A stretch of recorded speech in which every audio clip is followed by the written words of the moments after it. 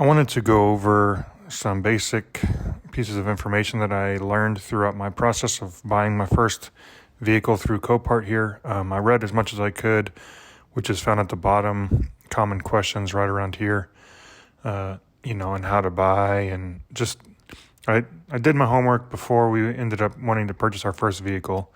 So first things first, you need to register and sign in. There is a wait period. You have to submit a copy of your license so they know. I think it's just to help with fraud, stuff like that. So once you get cleared and you actually are proven to be a real person, then your account is generated and you are given $1,000 worth of buying power without having to put any money into Copart whatsoever. So you're able to bid up to $1,000 total. And if you wanted to go more than that, you have to have 10% of your bid price in your account deposited into your account. But something to note is with that 10%, let's say you want to bid on a $4,000 car and you have $400 in your account, that $400 cannot be placed towards your purchase of the vehicle. So you can request for a refund of that money, and they will give it back to you. But just keep in mind, you can't simply use that 10% towards the purchase price of the vehicle. So keep just for those on a tight budget, just keep that in mind. So what we ended up doing, let's just say I was searching for my Mini Cooper S.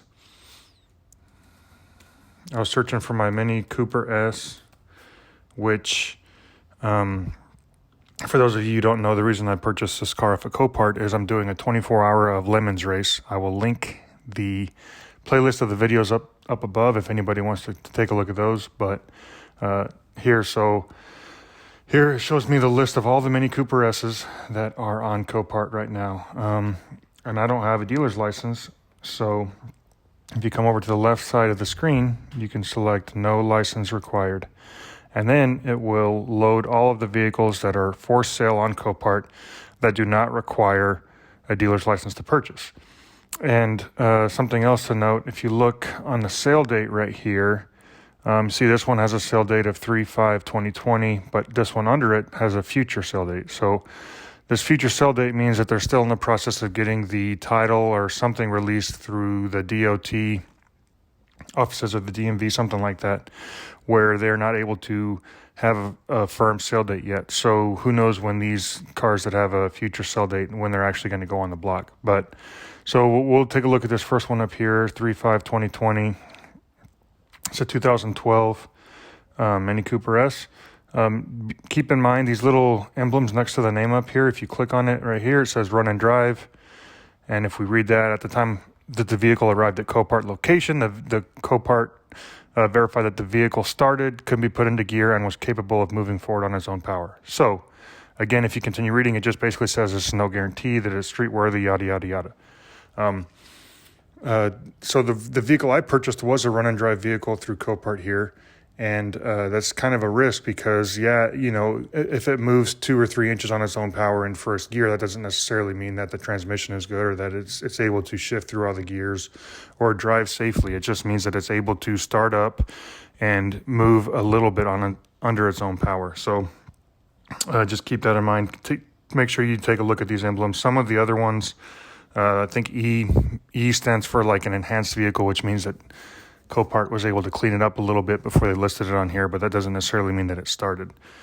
Something else to note over here, the minimum bid is $1,450 right here. As you can see, it says seller reserve not yet met. So just like with all auctions like eBay or whatever online, the seller can place a reserve, and if the vehicle doesn't meet that reserve during the auction, then they have the right to deny the sale, although you still might get the sale. Let's say you put in a bid at $1,450 here, the reserve was not met, but you won the auction, it would then go to the seller, which in this case, it doesn't say who the seller is. A lot of times it'll be like an insurance company or something, but let's just say it was an insurance company. It would then, that information from Copart saying we put this on the auction block and it sold for $14.50. Are you willing to accept that offer? They can choose to accept or deny it. So just keep that in mind. If you look at the sale status right here, some of them just simply say pure sale. So that means there's no reserve whatsoever. Obviously, they're able to sell no matter what. Let me try and find one that's like that. Let's see. Usually the older ones are more common. So you can see the different emblems here, ERS. So here, 2003, I bet this is probably going to be a pure sale. Yeah, so you see right here, it says pure sale. That means whatever this sells for, even if it's less than what the seller wanted, then they're going to sell it to you. See, this one here, S stands for engine start program. That doesn't mean that the vehicle moves under its own power, it just means that the engine starts. So that's something to keep in mind also. And something that we didn't know going into our first auction is we placed a bid for $725 for a Mini Cooper that we were going to be running in the 24-hour of Lemons race. But if you go down, I believe it is how to buy. I think there's, let's see, pay and pick up. I think it's under here. Payment options. So the payment options here, these non-secure funds like your credit card or debit card or mobile wallet apps, these are going to cost more in fees than secure funds like everything listed right here.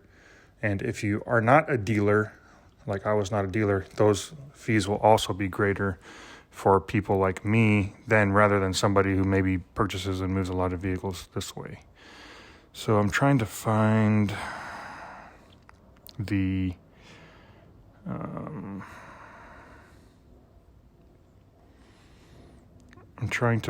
how much the fees are.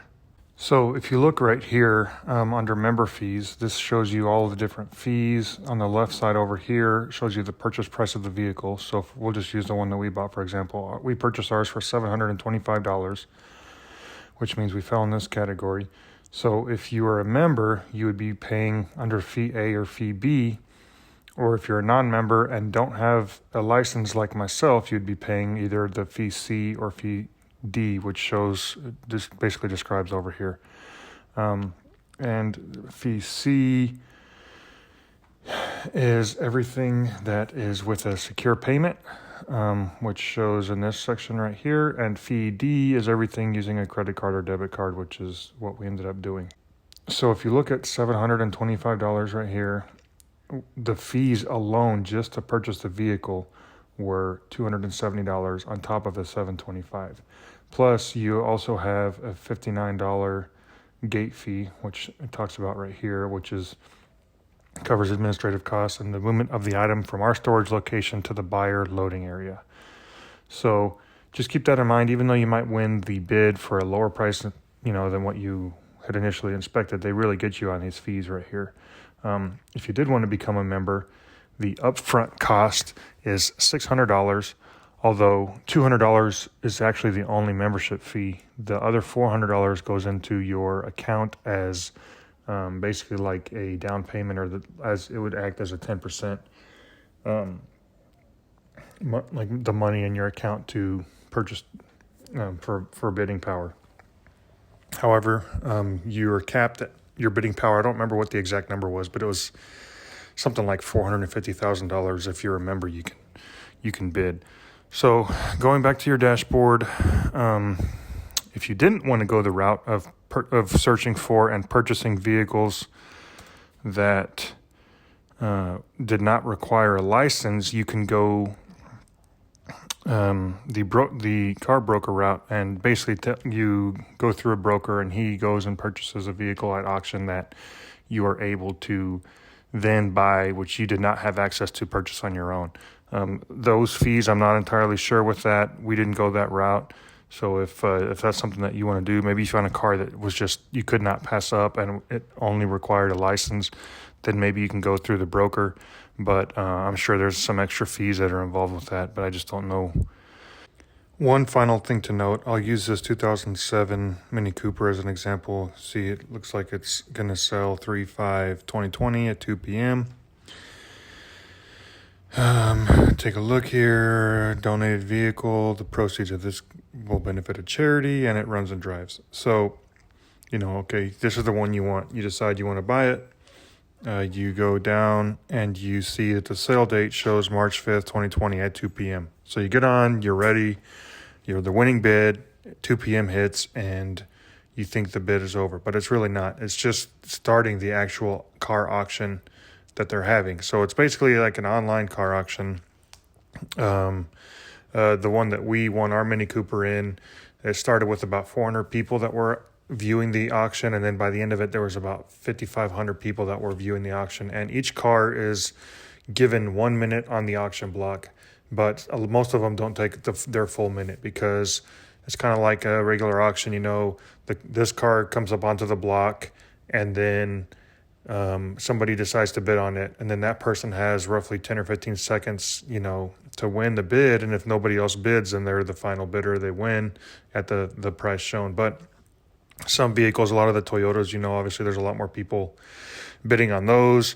So some of those bids maybe take a little bit longer than a minute. If the minimum bid is way below what the actual sale price will be, it kind of goes into a bidding war. But for the most part, 1 minute per vehicle is what they allot here.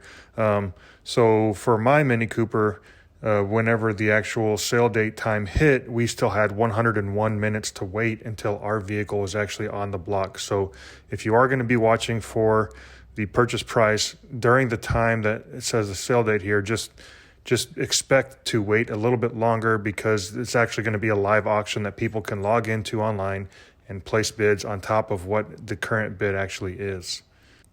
The day of the pickup, Copart opened at 8, and some of the guys that I was talking to on site that were also waiting for vehicles gave me a little bit of information that I wish I had prior to picking up the vehicle. If you go to your dashboard right here, it says all the vehicles you're watching, plus this is the vehicle that we ended up winning, and it's in Phoenix. I live in Dallas, so I had to fly to Phoenix. It was a run and drive, 725. Like I said, we didn't know if it was going to make the trip back, but I changed the windshield and drove it all the way back. However, when I was waiting there in the morning, we got there right at 8, paid, checked in, and we're waiting in the loading area for the car to be brought forward. One of the guys was saying that if he asked if I had made an appointment for pickup, and I did not, because I didn't know or had heard of anything about it. I'm not exactly sure where the appointments are made on this website, but I ended up having to wait about 2.5 hours for the vehicle to come up. And that's just something to keep in mind. One of the gentlemen that I was talking to who asked me that, he said one time he had to wait half a day just for his vehicle to be brought forward, because they serve obviously the people who are probably members first, and maybe somebody who's a regular, they'll probably put them in line in front of you. So maybe it's a busy day, and you're going to have to wait a lot longer. So this is just something to keep in mind. If you look right here, see featured broker, auto bid master, 0 registration fee. It looks like you have to have a $400 security deposit. They ship stuff. So if you did want to go the broker route, maybe just look a little bit more on here.